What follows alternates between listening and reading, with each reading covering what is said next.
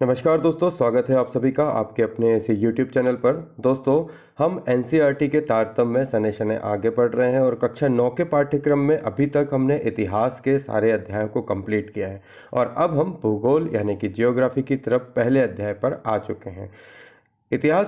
हम जियोग्राफी के पहले चैप्टर में आज हम देखेंगे कि भारत का आकार और स्थिति क्या है। शुरू करने से पहले आप सभी हमारे इस चैनल को सब्सक्राइब करिए और चैनल को ज़्यादा से ज़्यादा शेयर करिए ताकि ये उन सभी तक पहुंच सके जिन्हें वाकई एनसीईआरटी पढ़ने की आवश्यकता है। चलिए आगे बढ़ते हैं हम हमारे चैप्टर पर। भारत विश्व की प्राचीनतम संस्कृतियों में से एक है। पिछले 5 दशकों में भारत ने सामाजिक आर्थिक रूप से बहुमुखी उन्नति की है। कृषि के क्षेत्र में उद्योग, तकनीकी, सर्वांगीण आर्थिक विकास में अद्भुत प्रगति हुई है। भारत का विश्व इतिहास भी महत्वपूर्ण योगदान रहा है। लगभग दो बराबर स्थिति। भारत एक विशाल देश है। यह उत्तरी गोलार्ध में स्थित है और इसका मुख्य भाग 8 अंश 4 मिनट उत्तर से लेकर 37 अंश 6 मिनट उत्तर अक्षांश तथा 68 अंश 7 मिनट पूर्व से 97 अंश 25 मिनट पूर्वी देशांत तक है। ठीक है।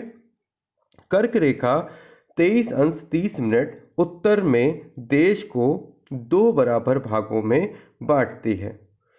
मुख्य भूभाग के दक्षिण पूर्व में अंडमान और निकोबार द्वीप समूह बंगाल की खाड़ी में तथा दक्षिण पश्चिम में लक्षद्वीप समूह अरब सागर में स्थित हैं। अपनी एटलस की सहायता से इन द्वीपों का विस्तार ज्ञात करो। तो ये अभी अपन देखेंगे।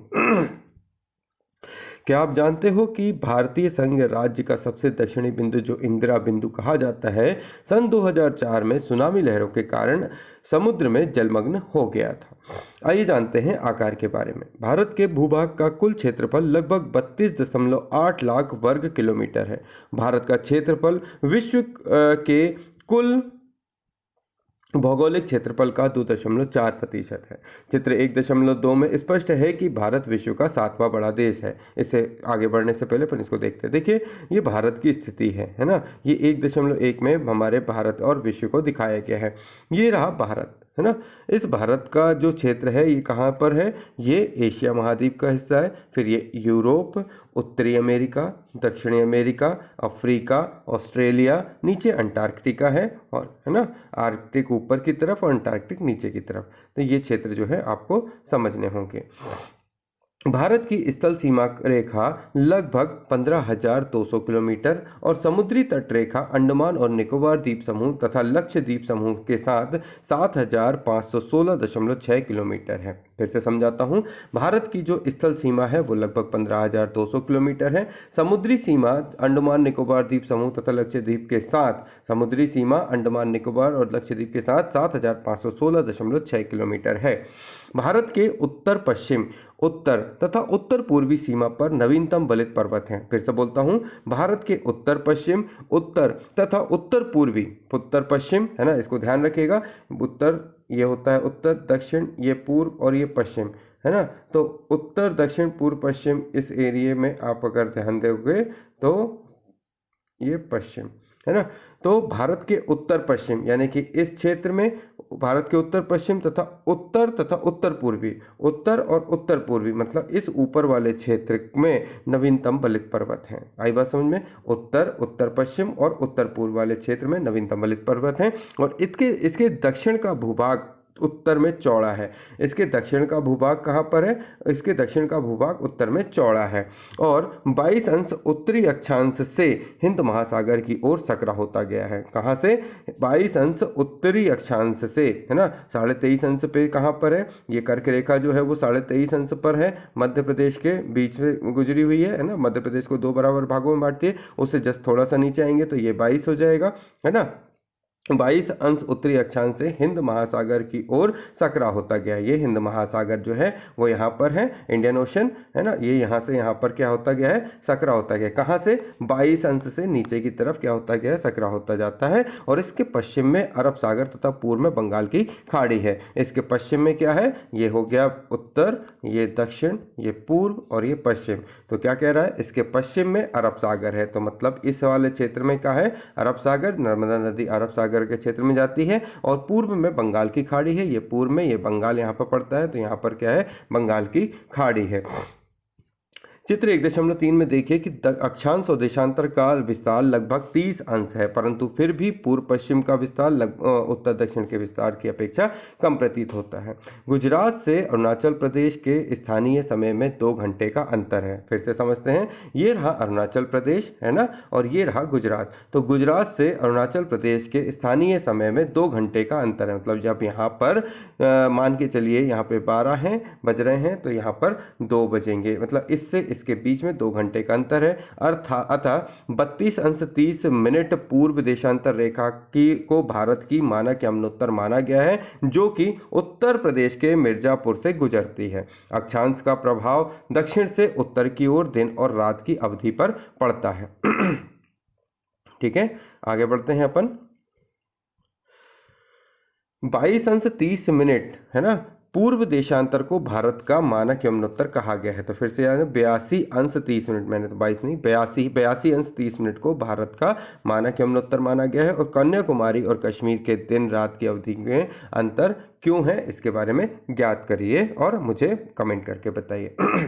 भारत और विश्व। भारतीय भूखंड एशिया महाद्वीप के पूर्व और पश्चिम के मध्य में स्थित है। भारतीय भूभाग एशिया महाद्वीप का दक्षिण विस्तार है। हिंद महासागर, जो कि पश्चिम में यूरोप देशों और पूर्वी एशियाई देशों को मिलाता है, भारत को केंद्रीय स्थिति प्रदान करता है। देखिए, दक्षिण का पठार हिंद महासागर में शीर्षवत फैला हुआ है और पश्चिम एशिया, अफ्रीका और यूरोप के देशों के साथ साथ पूर्वी एशिया के देशों से पूर्वी तट के माध्यम से निकटतम संबंध बनाए हुए हैं। हिंद महासागर में किसी भी देश की तटीय सीमा भारत जैसी नहीं है। भारत की इसी महत्वपूर्ण स्थिति के कारण एक महासागर का नाम इसके नाम पर रखा गया है। ठीक है, क्या आप जानते हैं कि सन 1869 में स्वेज नहर के खुलने से भारत और यूरोप के बीच की दूरी 7000 किलोमीटर कम हो गई है? तो ये ध्यान रखिएगा। प्रति 10 लाख वर्ग किलोमीटर में ये जो व्यक्ति वो हैं, इसको बताया गया है। ठीक है, ये विश्व के 7 बड़े देश हैं जिनको बताया गया है। सबसे बड़ा रशिया, फिर कनाडा, संयुक्त राज्य अमेरिका, चीन, ब्राजील, ऑस्ट्रेलिया और भारत। इसके बाद जो नंबर आता है 8वें नंबर पे, वो है ऑस्ट्रेलिया। ठीक है, क्षेत्रफल के मुकाबले बारे में बात कर रहा हूँ मैं। ये भारत की स्थिति है। भारत की स्थिति में आप देखें, ये रहा गुजरात वाला पॉइंट और ये रहा अरुणाचल प्रदेश वाला पॉइंट। इन दोनों के बीच का जो डिस्टेंस है वो है 2933 किलोमीटर, जिसमें ये 66 अंश 7 मिनट से लेके 97 अंश 25 मिनट पर इसका जो क्षेत्र है। इसके अलावा ऊपर कश्मीर के क्षेत्र पे 37 अंश 6 मिनट और नीचे की तरफ अगर आप जाएँ तो ये 8 अंश 4 मिनट पूर्वी देशांतर है। तो देशांतर में यहाँ ऊपर से लेकर नीचे तक का जो टोटल किलोमीटर है वो 3214 किलोमीटर है और पूरब से पश्चिम 2933। तो पूरब से पश्चिम 2933 और पूरा उत्तर से दक्षिण 3214 किलोमीटर इसका क्षेत्र है। इसके अलावा यहाँ पर अगर आप देखो तो ये जो मैप है, इसमें अंतर्राष्ट्रीय व्यापार मार्ग बताया गया है। अंतर्राष्ट्रीय व्यापार मार्ग में भारत में दिल्ली का जो क्षेत्र है वो कहाँ से कनेक्ट होता है? ये ईरान, सीरिया और इसके अलावा थाईलैंड, यहाँ पे फिलीपींस, और ये जो इंटरनल एरिया है ये कोलकाता से मुंबई, मुंबई से ये जो रास्ते हैं ये इस तरीके से दिख रहे हैं, ये 5 समुद्री मार्ग हैं। इसके अलावा जो व्यापारिक मार्ग हैं उनको आप देख सकते हो। तो ये एक वायु मार्ग और जल मार्ग की स्थिति को बताया है। भारत का विश्व के देशों के साथ संपर्क युगों पुराना है, परंतु यह संबंध समुद्री जलमार्ग की अपेक्षा भूभागों से होकर था। मतलब जलमार्गों की अपेक्षा कहाँ से था? भूमार्गों से था। उत्तरी पर्वतों के दर्रों से अनेक यात्री प्राचीन काल में भारत आते थे। हम थोड़ा सा पौराणिक चाहते हैं, जबकि समुद्री मार्ग से बहुत समय तक ज्ञात ही नहीं थे और इन मार्गों से प्राचीन समय में विचारों और वस्तुओं के आदान प्रदान होते रहते थे। भारत का पश्चिमी मध्य और पूर्वी एशिया तथा दक्षिणी एशिया के पड़ोसी देशों के साथ एक अद्भुत संपर्क रहा है। इस प्रकार उपनिषदों के विचार, रामायण और पंचतंत्र की कहानियाँ, भारतीय अंक और दशमलव प्रणाली आदि संसार के विभिन्न भागों तक पहुँच सके। मसाले, मलमल आदि कपड़े तथा व्यापार के अन्य सामान भारत के विभिन्न देशों को ले जाए जाते थे। और इसके विपरीत यूनानी स्थापत्य कला और पश्चिमी एशिया की वास्तुकला के प्रतीक मीनार और गुंबदों का प्रभाव हमारे देश के विभिन्न भागों में देखा गया है। भारत के पड़ोसी देश, भारत का दक्षिण एशिया में एक महत्वपूर्ण स्थान है। भारत में 29 राज्य और 7 केंद्र शासित प्रदेश हैं। याद रखिए, ज्ञात कीजिए कि पश्चिम और पूर्वी तटों पर केंद्र शासित क्षेत्रों की संख्या कितनी है। पहला क्वेश्चन, इनके आंसर आप मुझे कमेंट बॉक्स में ढूंढ के बताइएगा कि पश्चिम और पूर्वी तटों पर केंद्र शासित क्षेत्रों की संख्या कितनी है। तो केंद्र शासित पश्चिम से पश्चिम और पूर्वी तटों पर, मतलब ये पश्चिमी घाट है ना, ये पूर्वी घाट है और ये पश्चिमी घाट है। इन दोनों घाटों पर केंद्र शासित क्षेत्रों की संख्या कितनी है ना। दमन द्वीप है ना, ये एक बताया। इस तरीके से आप मुझे बताइए, लक्षद्वीप, ठीक है। अब मैं पूरे नहीं बताऊंगा, आप बताएं, आप मुझे कमेंट करके बताइएगा। क्षेत्रफल के आधार पर सबसे बड़ा और सबसे छोटा राज्य कौन सा है। तो देखो, ये भी एक अच्छा क्वेश्चन है कि पूरे भारत में क्षेत्रफल के आधार पर सबसे बड़ा राज्य और सबसे छोटा राज्य कौन सा है। ठीक है, अगर आपने पढ़ा है तो आप मुझे जरूर बता पाएंगे, है ना। इस क्षेत्र को सबसे बड़ा जो राज्य है और ये सबसे छोटा राज्य है। अब इनके नाम आप बताइएगा। कौन से राज्य अंतर्राष्ट्रीय सीमा और समुद्र तट को स्पर्श नहीं करते हैं। पाकिस्तान, चीन, म्यांमार और बांग्लादेश की सीमाओं को छूने वाले राज्यों को 4 वर्गों में विभाजित कीजिए और उदाहरण उन राज्यों को एक वर्ग में रखिए जिनकी सीमाएं पाकिस्तान से मिलती हैं, इसी तरह अन्य शेष वर्ग को। तो ये अच्छे क्वेश्चन है जिनको अगर आप बनाएंगे तो आपका कॉन्सेप्ट अच्छा होगा। भारत की भूमि की सीमाएं उत्तर पश्चिम में पाकिस्तान, है ना।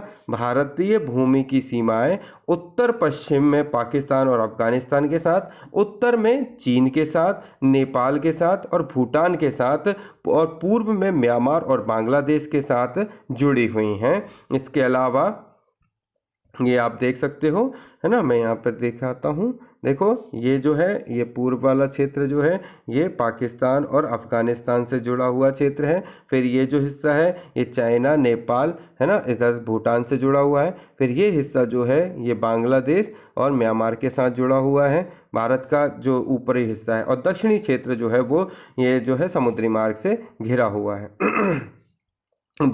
दक्षिण में समुद्र पार हमारे पड़ोसी 2 द्वीप समूह राष्ट्र श्रीलंका और मालदीव हैं। भारत और श्रीलंका के बीच में छोटा समुद्री रास्ता पाक जल संधि या मन्नार की खाड़ी है।